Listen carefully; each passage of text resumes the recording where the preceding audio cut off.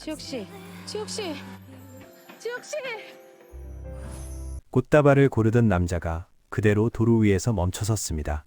13화 엔딩에서 주주총회장을 뒤집고 나온 공지혁은 이제 남은 건 고다림에게 달려가 제대로 붙잡는 일이었죠. 그런데 14화 최종에는 그 달콤한 결승선 앞에서 가장 잔인한 변수 하나를 던져버립니다. 전력 질주하던 행복이 쿵 하고 꺾이는 순간, 그 교통사고가 단순한 위기 연출인지 아니면 두 사람 관계를 다시 뒤틀 마지막 칼날인지 예고만으로도 심장이 철렁 내려앉으셨을 겁니다.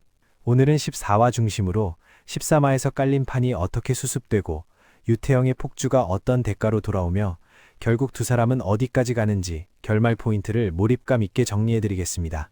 이런 예고, 결말 리뷰가 도움이 되신다면 구독과 좋아요, 알림 설정 한 번씩만 부탁드리겠습니다. 13화는 감정과 사건을 동시에 밀어붙였죠.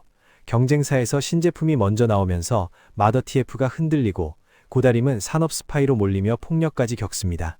그 와중에 공지혁은 공개적으로 다림을 감싸며 정면 돌파를 택하지만 다림은 결국 자기 때문에 지역이 무너질까 두려워 거짓 자백을 선택합니다.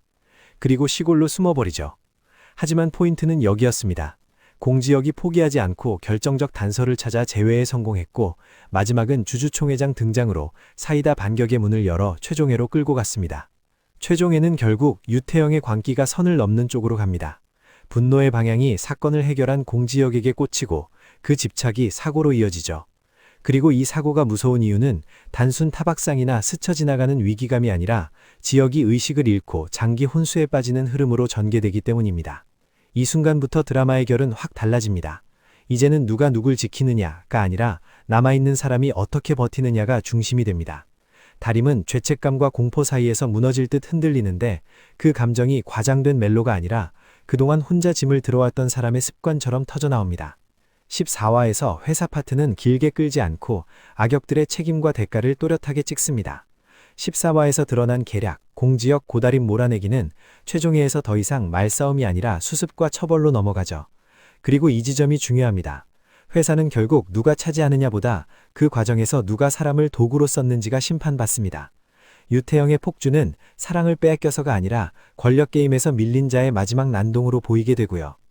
가장 아픈 구간은 여기입니다. 지역이 혼수에서 깨어난 뒤에도 모든 게 제자리로 돌아오지 않습니다. 기억상실이라는 장치가 들어오고 더 무서운 건 다림이 그걸 버티는 방식입니다.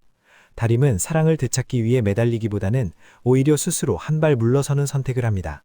지역의 삶을 흔들고 싶지 않다는 마음, 그건 다림답고 동시에 시청자 입장에선 가장 속을 태우는 선택이죠. 여기에 김인혜 여사가 다림에게 회사를 맡아달라는 제안을 하는 흐름이 겹치면서 다림은 사랑과 삶의 방향을 동시에 결정해야 하는 자리에 놓입니다. 그리고 다림이 제주로 향하는 과정은 도망이 아니라 정리에 가깝습니다. 가정 문제까지 엮이며 다림은 끝내 내가 어떤 사람인지를 다시 세우려 하죠. 최종회의 가장 로맨틱한 장면은 기교가 아니라 타이밍입니다. 다림이 제주에서 동생을 찾는 과정 속에서 우연히 지역과 마주치는 자리, 김 회장의 연회까지 연결되고 그 순간의 충돌이 기억을 되돌리는 트리거가 됩니다. 그리고 엔딩은 확실하게 해피 쪽으로 닫힙니다. 두 사람은 결혼하고 시간이 흐른 뒤 아이 둘, 일남일녀까지 보여주며 마무리됩니다. 이 드라마의 결말이 시원한 이유는 사건 해결이 아니라 관계의 성장을 마지막에 남겼기 때문입니다. 지역은 지켜내는 사랑을 배웠고 다림은 더 이상 혼자 무너지지 않는 사랑을 배웁니다.